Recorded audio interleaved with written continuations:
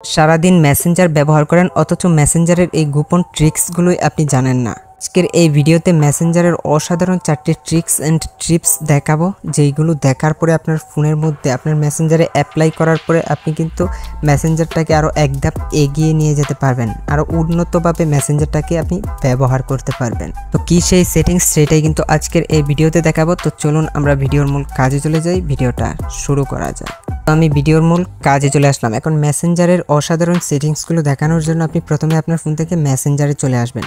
প্রথমে যে সেটিংসটা রয়েছে সেটা হচ্ছে আপনি যখন কাউকে মেসেজ দেন তখন সেই মেসেজটা দেখেছে কিনা সেটা কিন্তু আপনি বুঝতে পারেন। এখন এইখানে দেখেন আমি একটা মেসেজ দিয়েছি, এই মেসেজটা কিন্তু সে দেখেছে। এটা আমি কিভাবে বুঝলাম, তার প্রোফাইল পিকচারটা কিন্তু নিচে চলে এসেছে এবং মেসেজটার উপরে টাচ করলে এখানে দেখেন সিন 9 আওয়ার্স এগো, মানে 9 ঘন্টা আগে সে এই মেসেজটা সিন করেছে বা দেখেছে। এটা কিন্তু আমি বুঝতে পারি। একইভাবে সেও যদি আমাকে কোনো মেসেজ দেয়, ঠিক একইভাবে কিন্তু আমি মেসেজটা দেখেছি কিনা সেও কিন্তু বুঝতে পারে। তো এটা আপনি কিভাবে অফ করবেন, আপনি তার মেসেজ দেখবেন কিন্তু সে বুঝতেই পারবে না আপনি তার মেসেজটা দেখেছেন কিনা। সেটা করার জন্য আপনি যদি নির্দিষ্ট কোনো একটা অ্যাকাউন্টে করতে চান, ধরেন আমি এই অ্যাকাউন্টের মেসেজগুলো দেখবো কিন্তু সে বুঝতে পারবে না।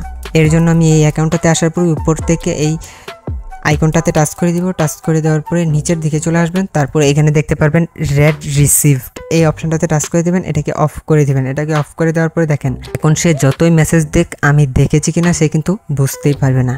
এখন এই সেটিংসটা যদি আপনি সবার ক্ষেত্রে প্রযোজ্য করতে চান, মানে আপনি যার মেসেজই দেখবেন কেউই কিন্তু বুঝতে পারবে না, সেটা করার জন্য আপনি এখান থেকে 3 ডটে টাচ করবেন। নিচের দিকে দেখেন রয়েছে 3 ডট, এই 3 ডটে টাচ করবেন। অনেকে 3 ডটটা উপরে থাকতে পারে, তো আমি এইখান থেকে 3 ডটে টাচ করলাম, তারপর এখান থেকে সেটিংসে টাচ করব।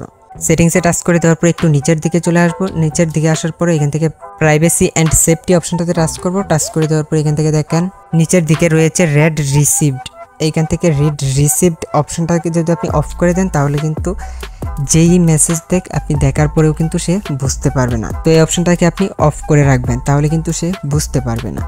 তো এখন তৃতীয় যে সেটিংসটা, আপনি আপনার ফোন থেকে মেসেঞ্জারে আসার পরে নিচের দিকে 3 লাইনে টাচ করবেন, অথবা আপনার 3 লাইনটা উপরে থাকলে এইখানে টাচ করবেন, তারপরে সেটিংসে আসবেন। এক কথায় আপনাকে সেটিংসে আসতে হবে আগের মতোই। সেটিংসে আসার পরে এখান থেকে প্রাইভেসি অ্যান্ড সেফটি অপশনটাতে টাচ করবেন, তারপরে এখানে দেখেন অ্যাপ লক, এই অ্যাপ লক অপশনটাতে টাচ করবেন। এটাকে উপর থেকে এখানে অন করে দিবেন। অন করার সময় আপনার ফিঙ্গারপ্রিন্টটা অথবা আপনার ফোনের পাসওয়ার্ডটা চাইবে।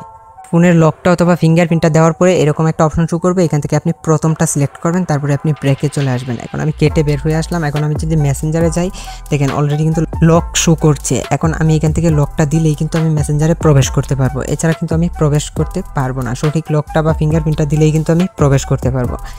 এই সিস্টেমটা ব্যবহার করে আপনি আপনার মেসেঞ্জারকে লক করতে পারেন।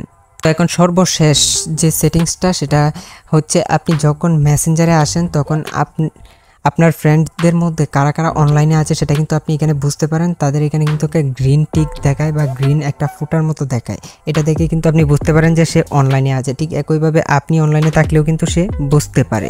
তো এখন এটাকে আপনি কিভাবে অফ করবেন, আপনি রাত দিন 24 ঘন্টা অনলাইনে থাকবেন, কেউ জানতেই পারবে না।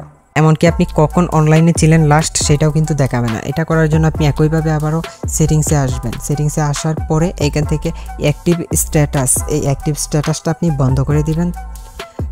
এরপর আপনি পজ করে দিবেন। এরপরে কিন্তু আপনি যতক্ষণই অনলাইনে থাকেন কেউ বুঝতেই পারবে না, আপনার নামের পাশে কোনো চিহ্নই দেখাবে না।